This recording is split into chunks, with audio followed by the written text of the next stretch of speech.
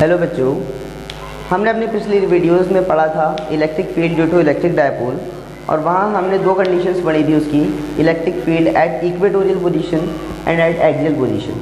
उसको कंप्लीट करने के बाद हम नेक्स्ट टॉपिक पर आते हैं और वो टॉपिक है हमारा इलेक्ट्रिक फ्लक्स। इलेक्ट्रिक फ्लक्स, तो when we define the electric flux, we have to find that the number of electric field lines passing through the unit area of any surface। किसी electric field में अगर कोई surface रखा है तो उसकी unit area से कितनी इलेक्ट्रिक फील्ड लाइंस पास हो रही हैं, उसी को हम इलेक्ट्रिक फ्लक्स कहते हैं। मतलब ये है कि अगर आपके सरफेस से पास होने वाली इलेक्ट्रिक फील्ड लाइंस, एक कंडीशन में तो माना इलेक्ट्रिक फील्ड लाइंस जितनी पास हो रही हैं, जैसे ये हो गया 1 2 3 4, 4 इलेक्ट्रिक फील्ड लाइंस पास हो रही है, और इसी सरफेस से इसको हम किसी दूसरे इलेक्ट्रिक फील्ड में रखते हैं और वहाँ हम देखते हैं कि इससे जो इलेक्ट्रिक फील्ड लाइन पास हो रही है वो बढ़ गई, 6 हो, कितनी हो गई है 1 2 3 4 5 6 7 हो गई। तो यहाँ पे इलेक्ट्रिक फ्लक्स इसका ज़्यादा होगा। तो यहाँ पर हम ये कहेंगे कि the number of electric field lines passing through a unit surface area of any surface is called electric flux. अब यहाँ पर देखिए एक बात का और ध्यान रखेंगे, ये जो number of electric field lines को हम काउंट कर रहे हैं, कितनी इलेक्ट्रिक फील्ड लाइंस काउंट हो रही हैं, तो इसके लिए ध्यान रखें एक चीज़ बहुत ज़रूरी है, normal to the surface. Normal to the surface, that is number of electric field lines passing through a unit area normal to the surface is called electric flux. अब नॉर्मल टू द सरफेस की अगर हम बात करते हैं, जैसे हमने मान लिया एक इलेक्ट्रिक फील्ड हमारा ये है और यहाँ पर हमारा सरफेस रखा है ये जो हमारा, अब यहाँ पर अगर हम इसके एरिया वेक्टर की बात करें, देखिए सरफेस हमारा ऐसे है, इलेक्ट्रिक फील्ड हमारा ऐसे है। अब नॉर्मल की बात करें, नॉर्मल का मतलब होता है परपेंडिकुलर डायरेक्शन में, तो हम तो यहाँ कहेंगे कि इसके परपेंडिकुलर डायरेक्शन में एक भी इलेक्ट्रिक फील्ड लाइन पास नहीं हो रही, तो क्या इसका फ्लक्स जीरो होगा? नहीं। फ्लक्स जो हम कह रहे हैं नॉर्मल टू द सरफेस की अगर हम बात करते हैं, तो जैसे हमने मान लिया कि इसका एरिया वेक्टर हो गया ये। एरिया वेक्टर क्या होता है? एरिया वेक्टर एक वेक्टर क्वांटिटी होती है, हालांकि एरिया हमारा एक स्केलर क्वांटिटी है। Area is a scalar quantity,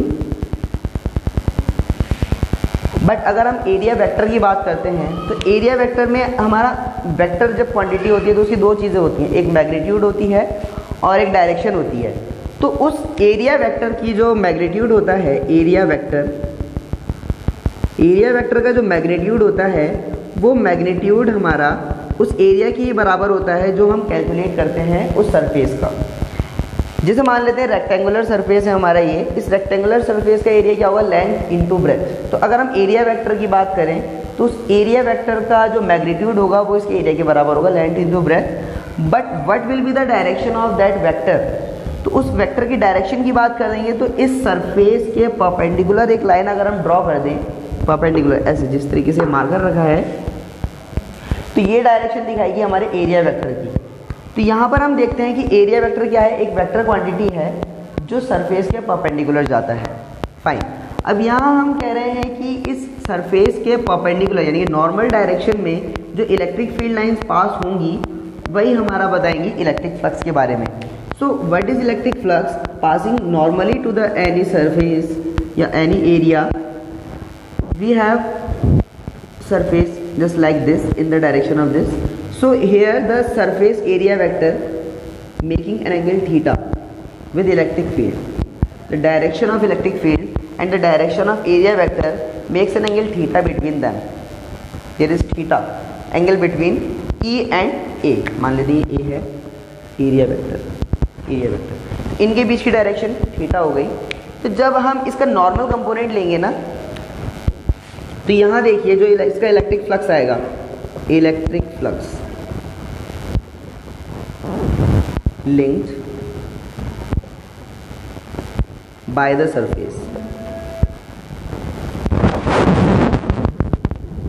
phi E equals to E dot A. It is scalar quantity.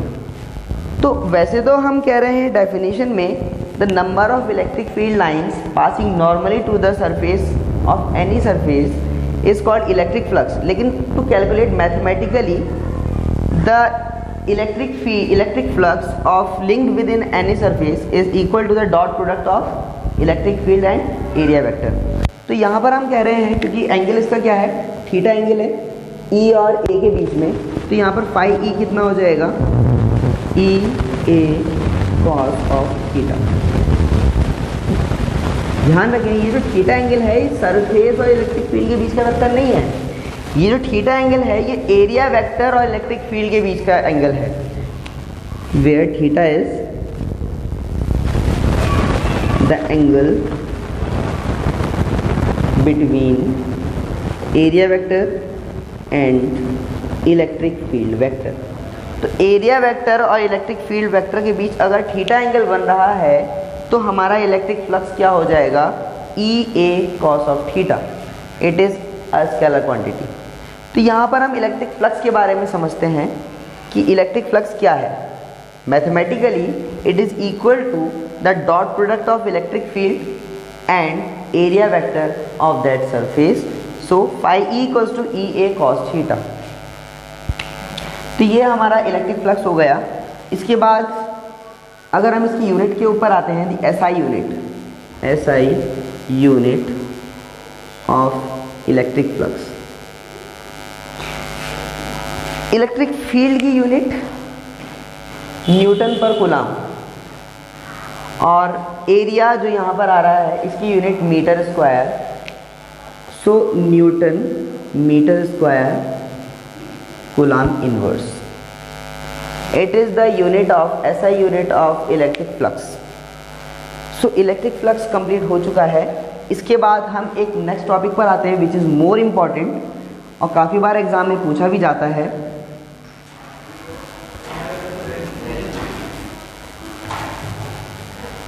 It is Gauss theorem. Most important topic है गॉस थ्योरम। कहीं कहीं पे गॉस लॉ भी लिखा होगा। सो गॉस थ्योरम क्या है? गॉस थ्योरम की काफ़ी एप्लीकेशंस है जिसकी हेल्प से हम इलेक्ट्रिक फील्ड फाइंड करते हैं।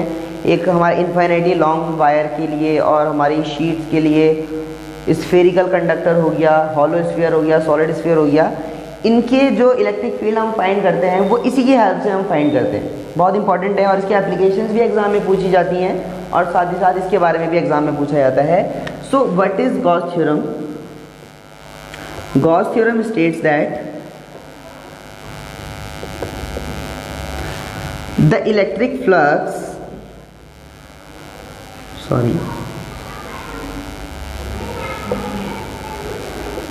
linked by the surface is 1 upon epsilon naught times to the total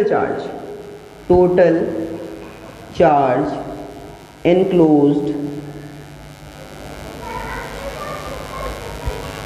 within the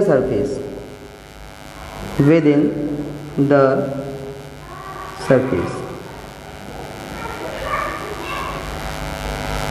total charge, ध्यान रखिए, टोटल चार्ज या नेट चार्ज हम कह सकते हैं। The electric flux linked by the surface is 1 upon epsilon naught times to the total charge enclosed within the surface. यानी कि एक हमारे पास क्लोज सरफेस है, मान लेते हैं एक स्फीयर है हमारे पास। अब ये जो स्फीयर है, माना इसके अंदर कहीं पे भी हमारा एक क्यू चार्ज रखा है, माना यहीं पे रखा है, ज़रूरी नहीं है सेंटर में हो, कहीं भी हो सकता है। तो ये हमारा एक क्यू चार्ज है। अब क्यू चार्ज से इलेक्ट्रिक फील्ड लाइंस निकल रही होंगी। हमें पता है कि जो पॉजिटिव चार्ज होता है उससे इलेक्ट्रिक फील्ड लाइंस बाहर की तरफ निकलती हैं हर डायरेक्शन में। अब क्योंकि इलेक्ट्रिक फील्ड लाइंस निकल के इस सरफेस को भी क्रॉस करेंगी, तो इसका मतलब इससे लिंक भी एक इलेक्ट्रिक फ्लक्स है। जैसा अभी आपको बताया था कि कितनी इलेक्ट्रिक फील्ड लाइंस क्रॉस कर रही है किसी सरफेस को, वो इलेक्ट्रिक फ्लक्स बताता है। तो यहाँ पर ये जो इलेक्ट्रिक फील्ड लाइंस क्रॉस करके इस सरफेस के बाहर जा रही हैं, तो इसका मतलब इस सरफेस से लिंक्ड भी एक इलेक्ट्रिक फ्लक्स है। So what is the electric flux, ये हमें बताया था गॉस इन्होंने बताया था कि जो इलेक्ट्रिक फ्लक्स होगा हमारा, electric flux linked by the surface is 1/ε0 times to the total charge enclosed लिख सकते हैं आप, या नेट चार्ज भी लिख सकते हैं, क्यू नेट, या खाली क्यू भी लिख सकते हैं आप। phi E equals to 1/ε0 into Q, और phi E equals to Q/ε0। This is Gauss theorem. Q1 और Q2 अगर चार्ज है तो इसका नेट चार्ज जो हो जाएगा वो Q1 प्लस Q2 हो जाएगा। तो इससे जो लिंक्ड इलेक्ट्रिक फ्लक्स होगा phi E equals to 1/ε0 into Q1 plus Q2। Understand?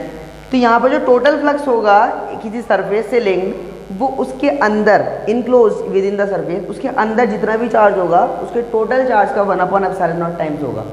बाहर चार्ज की बात नहीं हो रही है, अंदर की चार्ज की बात हो रही है। अब देखो एक और एग्जांपल हम लेते हैं इसका कि इस सरफेस के अंदर दो चार्जेस रखे हैं।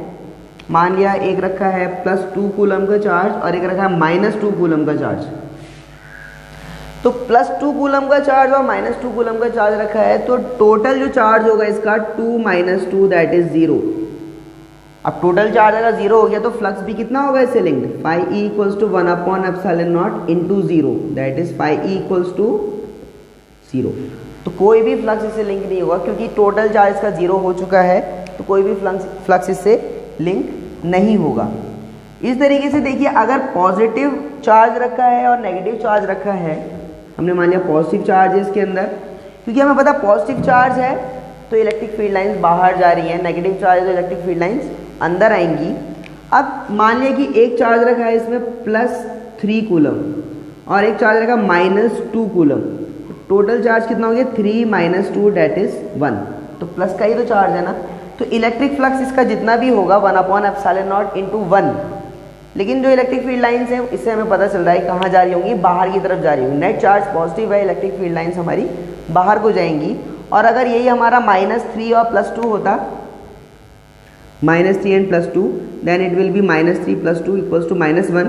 तो माइनस टोटल नेट चार्ज इसके अंदर हो गया माइनस का हो गया, इलेक्ट्रिक फील्ड लाइंस हमारी अंदर आ रही है। Understand?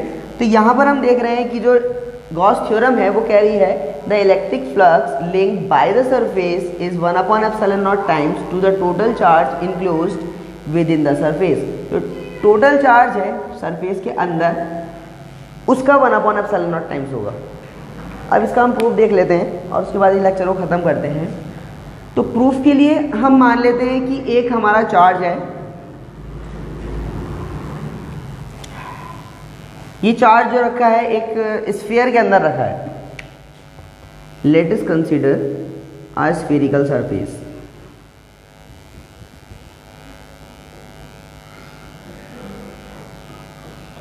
A sphere of radius capital R। अब इसके सेंटर O पर एक चार्ज रखा है Q। अब हमें बताना है कि इस पूरे सरफेस से लिंक्ड कितना इलेक्ट्रिक फ्लक्स है, और हमें पता है कि जो गॉस थ्योरम कह रही है वो फ्लक्स के बारे में कह रही है, it is equals to 1/ε0 into Q. तो हमें ये प्रूफ करना है कि phi E equals to 1/ε0 into Q, ये लेकर आना है हमें यहाँ पर। तो प्रूफ करने के लिए हम मान लेते हैं कि हमारे पास एक स्फेरिकल सरफेस है, इसकी रेडियस r है, इसके सेंटर O पर एक चार्ज Q रखा है। अब चार्ज Q यहाँ पर है तो इसके सरफेस पर हर पॉइंट पे कुछ ना कुछ इलेक्ट्रिक फील्ड होगा। यहाँ हम छोटा सा एक हम एलिमेंट्री एरिया मान लेते हैं, छोटा सा हमने एरिया में, जैसे बॉल होती है ना, बॉल के सरफेस पे हमने छोटा सा एरिया मान लिया है, ये छोटा सा एरिया है, इसको हम कहते हैं एलिमेंट्री एरिया। Elementary area. अब क्योंकि हमें पता है कि यहाँ पर हमें एरिया वेक्टर की जरूरत पड़ती है, तो इसलिए हम कहेंगे एरिया वेक्टर।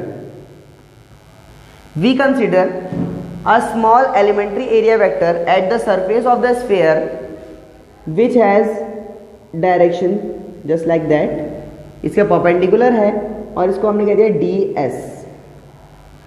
ds। अब क्योंकि हमें पता है कि ये पॉजिटिव चार्ज है तो इससे जाने वाली जो इलेक्ट्रिक फील्ड लाइंस होंगी वो परपेंडिकुलरली आउटवर्ड होंगी, तो इलेक्ट्रिक फील्ड की डायरेक्शन भी क्या होगी, यही होगी ई। सो ई और डी एस के बीच का जो एंगल है वो 0 हो गया। ठीक है, अब यहाँ हम देखते हैं according to the definition of electric flux passing या linked through the elementary area D S vector.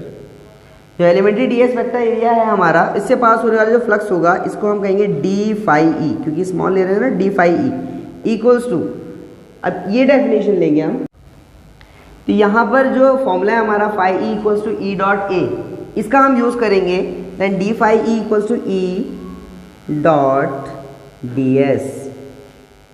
तो ये क्या हो जाएगा हमारा E D S cos theta, और एंगल कितना है हमें पता है 0 degree, then equals to E into D S. तो जो हमारा डी फाई ई आया ये कितना हो जाएगा, ई डॉट डी एस। अब अगर हम टोटल सरफेस का टोटल फ्लक्स निकालेंगे, then phi E equals to हो जाएगा हमारा integration of D phi E, और इंटीग्रेशन भी कैसा, सरफेस इंटीग्रेशन, यहाँ पे एस लगा सकते हैं, सरफेस इंटीग्रेशन। तो सरफेस इंटीग्रेशन अगर हम डी फाई ई का करेंगे तो यहाँ पे हमारा निकलेगा E D S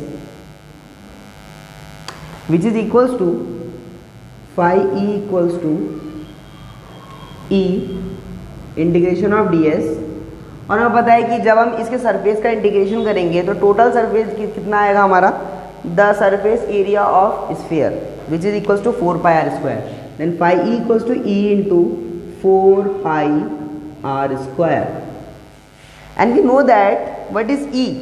E is the electric field due to the point charge Q at this point, ये पॉइंट हम P मान लेते हैं कि पॉइंट P पर, तो क्योंकि इसके यहाँ से डिस्टेंस क्या है, R है, डिस्टेंस R है, तो हमें पता है कि इलेक्ट्रिक फील्ड जो होता है पॉइंट चार्ज का वो होता है 1/4 pi epsilon naught Q upon R, 1/4 pi epsilon naught Q upon R square.